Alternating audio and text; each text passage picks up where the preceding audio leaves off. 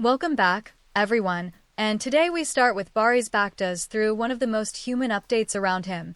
In October 2025, Turkish journalist Barış Altuntaş reported that Baris became a father, welcoming his son Adar Doruk, while he was also preparing for Sevdicim Sinsin.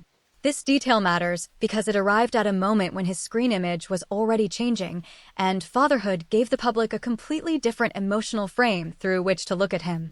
Yagmur Yüksel, at nearly the same broad career stage, was being discussed through work rather than family headlines, first through Ask Sazlaz Misi, then through Kartma, a Gain Shorts vertical series in which she was reported to play Dylan, a news photographer.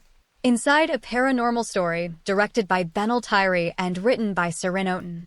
Her partner was later announced as Berke Akdemir, who would play Evren from the Homicide Bureau.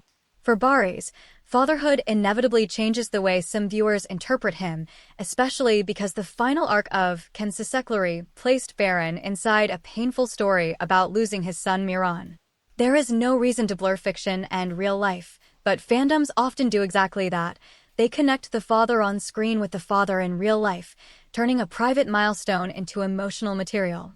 A healthier reading is different. Fatherhood may deepen public perception of Baris, but it should not be used to rewrite his characters or invade his private world.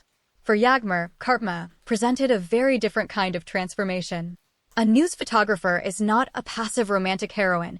She is someone who looks, records, investigates, and enters danger through information. Add the paranormal element, and suddenly Yagmur is not simply playing a woman trapped by family pressure, but someone placed inside a story where perception itself becomes unstable.